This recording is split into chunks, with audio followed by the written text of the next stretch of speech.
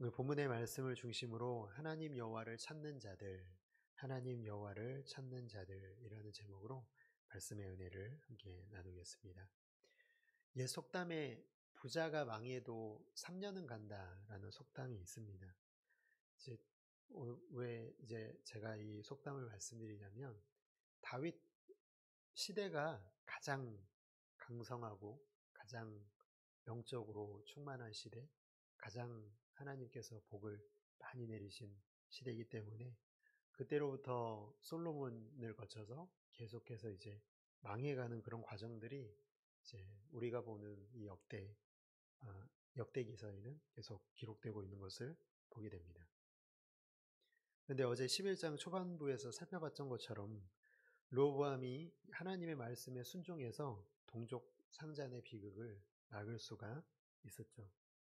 그러나 이제 그렇기 때문에 지금 이제 르호보암이 하고 있는 일들은요, 아주 잠깐 반짝 유다의 잠깐 남유다의 아주 잠깐이나마 평화가 찾아오는 그 과정을 오늘 본문에서 살펴볼 수가 있습니다.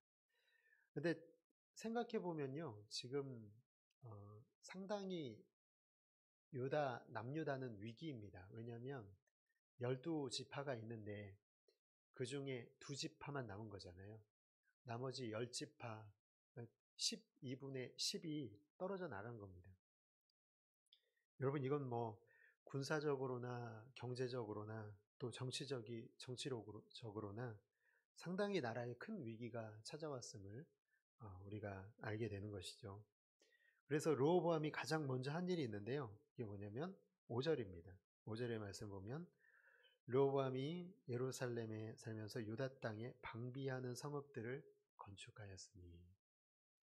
여러분, 국력이 약한 나라가 되면요, 사실 이제 공격을 위한 어떤 수단을 찾기보다는요, 방어하는 수단을 찾기에 마련입니다. 그래서 여기 보면은 5절에 보면은 방비하는 성읍들을 건축했다.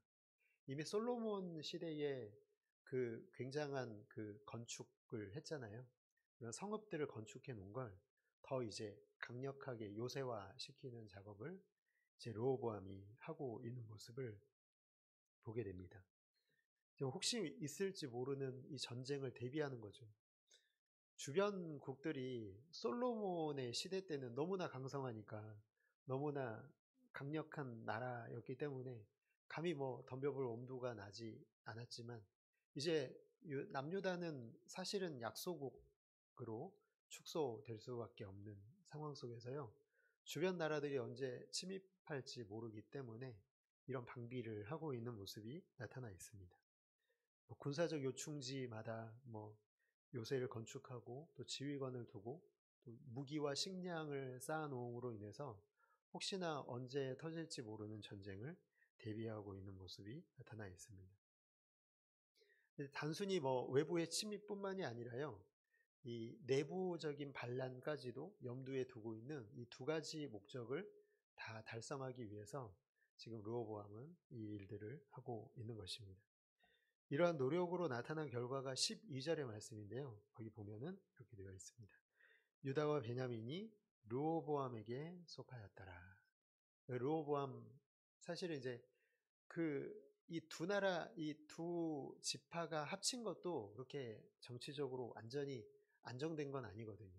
왜냐하면 여러분, 두 사람만 있어도 하나 되기가 힘든데 두 지파가 한 나라가 된다는 것, 그것도 상당히 어려운 일입니다.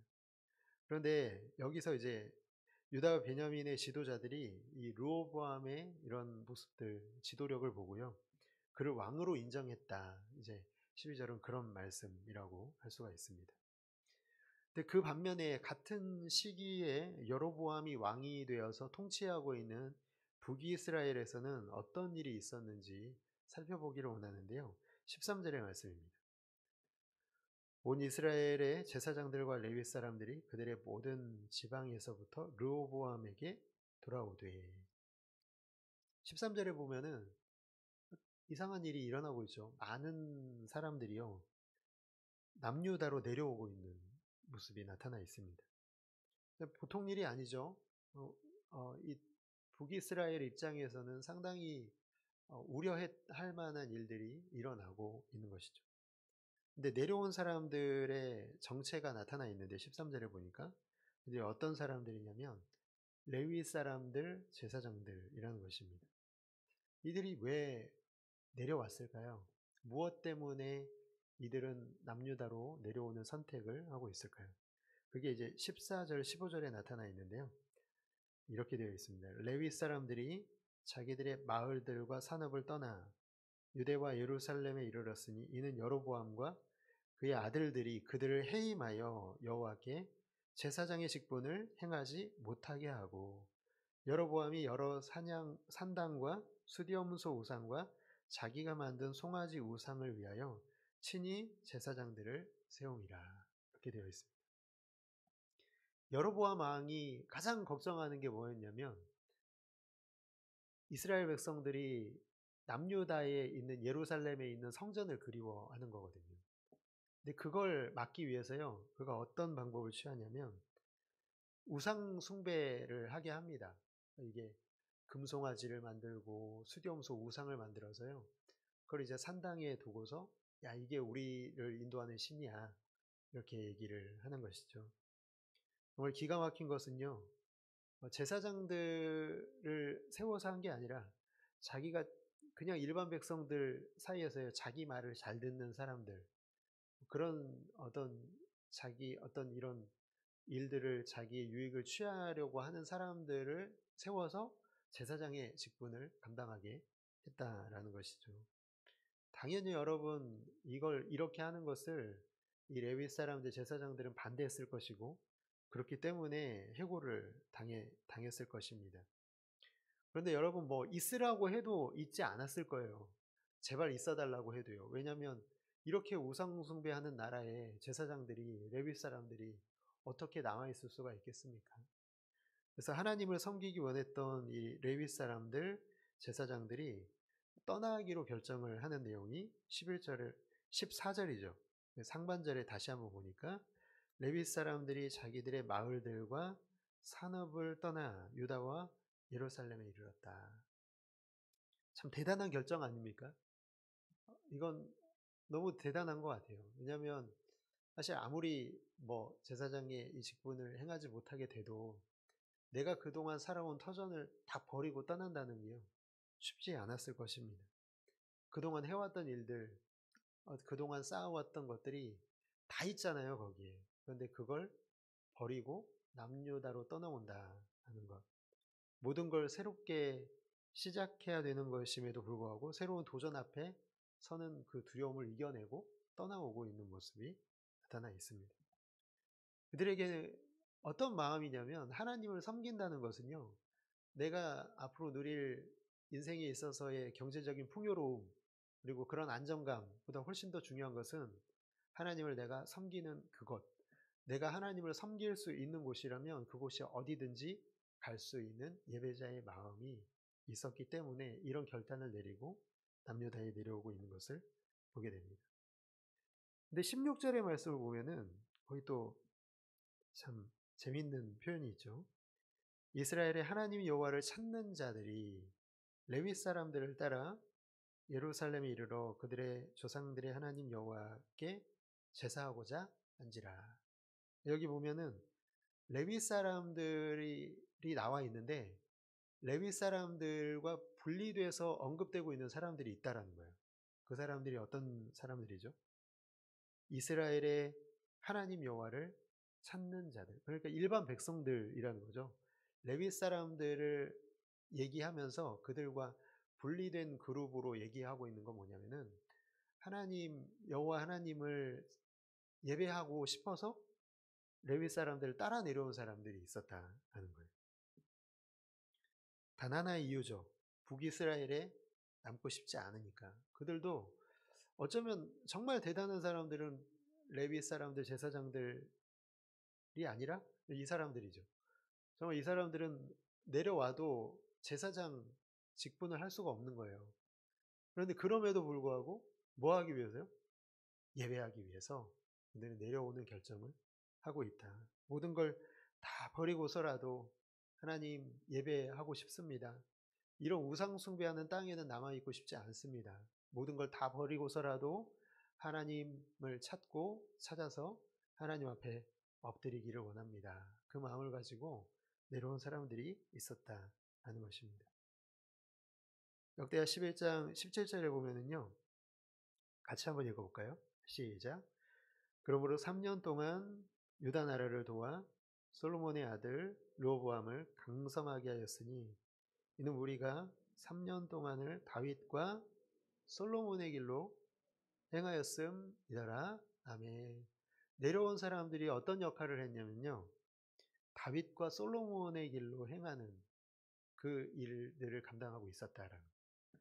다윗과 솔로몬의 길이 뭡니까? 다윗과 솔로몬의 길. 예배자로 사는 길이죠. 하나님을 참되게 예배하는 사람들. 그들로 인해서요. 3년 동안 르호보암이 강성했다. 근데 여기 보면은 르호보암이 강성했다가 아니라 뭐라고 되어 있습니까? 르호보암을 강성하게 했다. 수동태로 되어 있죠. 누가 그렇게 했습니까?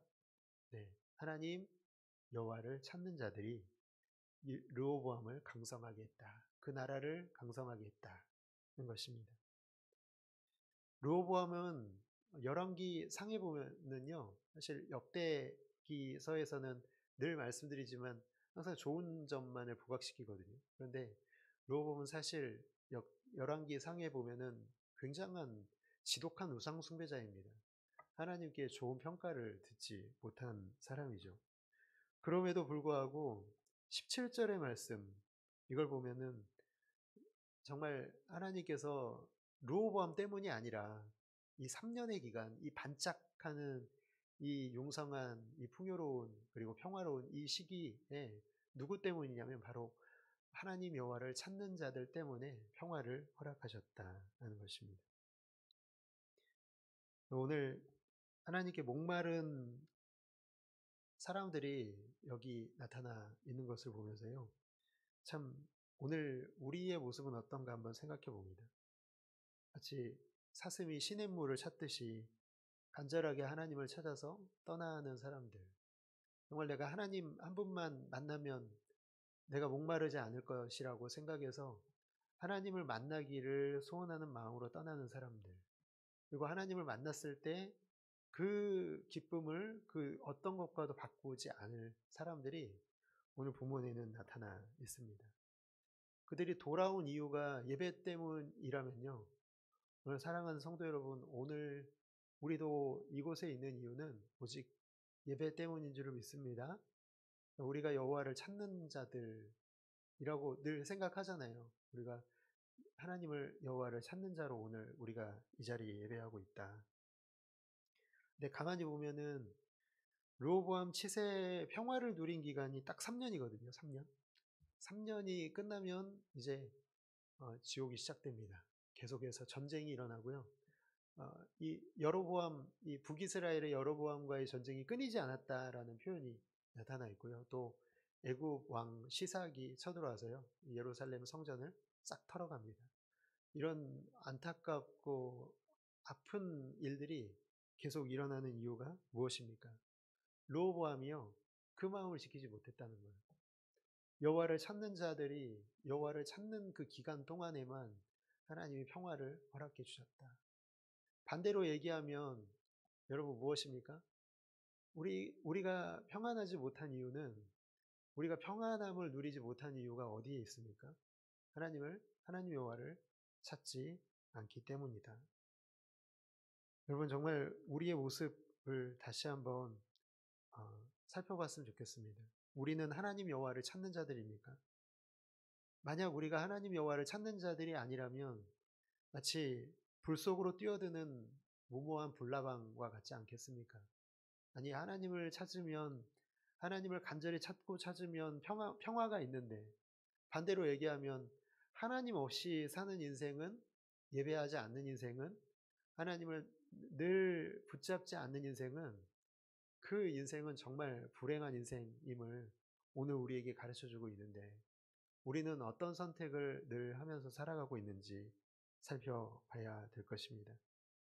반대로 여호와 하나님을 찾았던 사람들 때문에 나라 전체가 평안하고 이 악한 우상 숭배자 이 르호보암에게 3년의 평화를 가져다주는 이 사건이 오늘 본문에 기록되어 있다는 것을 보면서요. 오늘 정말 우리가 다시 한번 우리가 간절히 하나님을 찾게 되기를, 여호와 하나님을 찾게 되기를 주님의 이름으로 축복합니다. 예배 자리에 앉아 있어서 우리가 하나님을 찾는 게 아니라요. 예배 자리에 앉아 있는 순간에도 우리는 하나님 여호와를 찾아야 되는 것입니다. 예배 자리에 앉아 있지만 하나님 여호와를 찾지 않을 수도 있거든요. 그건 정말 위험한 일 아니겠습니까? 오늘 우리의 마음을 살펴서 하나님, 오늘 하루 동안 내가 늘 계속해서 끊임없이 하나님 여호와를 찾겠습니다. 나를 통치하시고 다스려 주시옵소서. 하나님을 주인으로 모심으로 내가 하나님을 늘 찾고 만나고, 그래서 내가 만난 하나님으로 말미암아 참 평화를 누리고 또 그 평화를 전하는 주님의 피스메이커가 되겠습니다. 이런 기도의 제목으로 오늘 하루를 살아가시기를 주님의 이름으로 축복합니다.